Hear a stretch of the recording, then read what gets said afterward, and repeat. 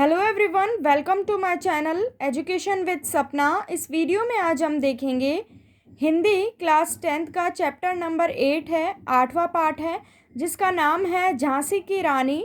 क्षितिज book है आपकी, क्षितिज नाम की पाठ्य पुस्तक से है ये झांसी की रानी। आज हम इसके जो है प्रश्नोत्तर देखेंगे। तो चलिए शुरू करते हैं इस वीडियो को लाइक ज़रूर करिएगा, शेयर करिएगा ज़्यादा से ज़्यादा अपने फ्रेंड्स के साथ। चैनल पे नए हैं तो सब्सक्राइब करके बेल आइकन को प्रेस करें, जिससे नेक्स्ट वीडियो की नोटिफिकेशन आप तक तुरंत पहुंच सके। तो चलिए शुरू करते हैं। सबसे पहले है अति लघुत्रात्मक प्रश्न, जिसमें पहला प्रश्न है लक्ष्मीबाई किसकी मुँह बोली बहन थी।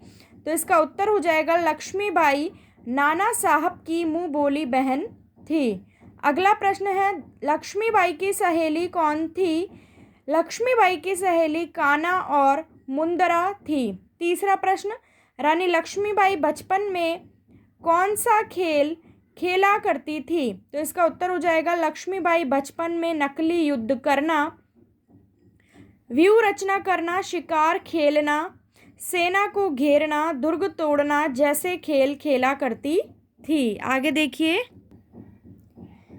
फोर्थ क्वेश्चन है झांसी के राजा के मरने पर कौन हर्षाया।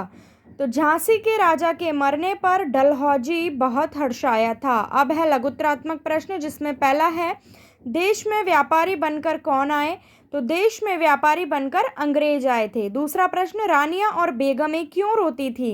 अंग्रेजों द्वारा भारत के हिंदू और मुसलमान राजा सताए जा रहे थे, इसलिए उनकी रानी और बेगमें रनिवासों में रोती थी। अगला प्रश्न रानी लक्ष्मीबाई की आराध्य देवी कौन थी। तो इसका उत्तर हो जाएगा रानी लक्ष्मीबाई की महाराष्ट्र के लोगों की कुलदेवी भवानी ही उनकी आराध्य देवी थी।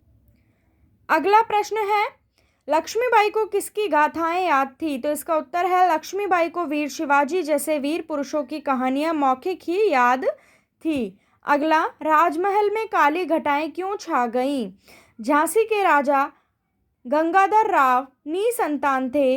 राजा के निसंतान मर जाने पर झांसी के राज्य को अंग्रेजों ने अपने अधिकार में लेने की बात की। इससे झांसी पर एकाएक विपत्ति आ गई। इसी कारण राजमहल में क्या छा गई, काली घटा छा गई। अगला प्रश्न रानी के साथ किन सखियों ने युद्ध किया। तो इसका उत्तर हो जाएगा रानी के साथ अंग्रेजों के विरुद्ध हो रहे युद्ध में काना और मंदरा सखियों ने युद्ध किया था। आगे है निबंधात्मक प्रश्न, जिसमें पहला प्रश्न है रानी लक्ष्मीबाई के बचपन की गतिविधियों का वर्णन कीजिए। इसका उत्तर हो जाएगा रानी लक्ष्मीबाई बचपन से ही वीर और साहसी थी। उसने बचपन में ही कृपाण, कटारी और बर्छी चलाना व ढाल से अपना बचाव करने के तरीके सीख लिए थे। वह बचपन से ही उनका अभ्यास करने के लिए युद्ध की व्यवस्था करती और फिर उस व्यूह को तोड़ने का प्रयास करती थी। वह शिकार करती थी। इसके साथ ही सेना की घेराबंदी करने तथा दुर्गों को तोड़ना आदि उसके बचपन की प्रिय गतिविधियां थी। अगला प्रश्न कविता के माध्यम से अंग्रेजों की नीतियों तथा अत्याचारों का वर्णन कीजिए। अंग्रेज क्रूर प्रवृत्ति से पूरित अत्यंत स्वार्थी थे। वह भारत में व्यापार करने की दृष्टि से उन्होंने अपनी स्वार्थ नीति के आधार पर भारत के राजाओं बादशाहों में आपस में फूट डालकर एक एक करके भारत के अनेक राज्यों पर धीरे धीरे अधिकार कर लिया था।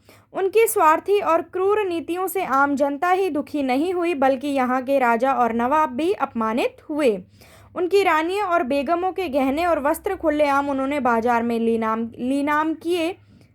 यहाँ तक झांसी को निराश्रित जानकर उस पर अधिकार अपना झंडा फहरा दिया। तीसरा प्रश्न स्वतंत्रता की चिंगारी में किन किन सपूतों ने लोहा लिया। इसका उत्तर हो जाएगा स्वतंत्रता की चिंगारी में अनेक वीर नर नारियों ने लोहा लिया।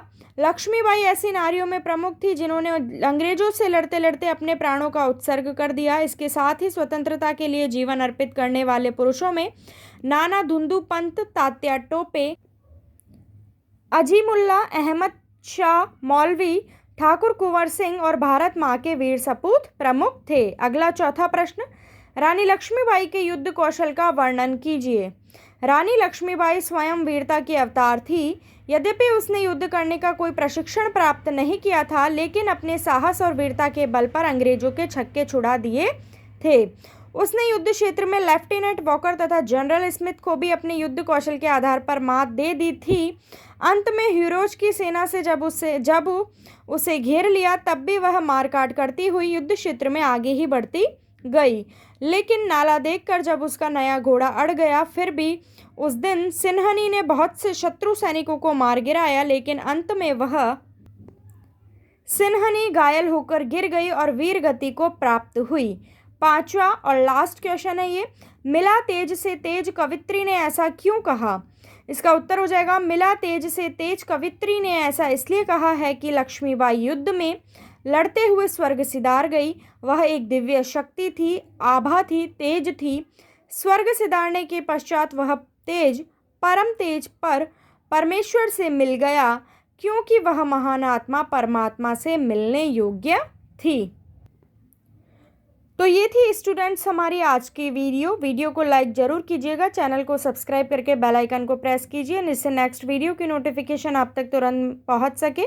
मिलती हूं आपसे नेक्स्ट वीडियो में। Thank you for watching my video.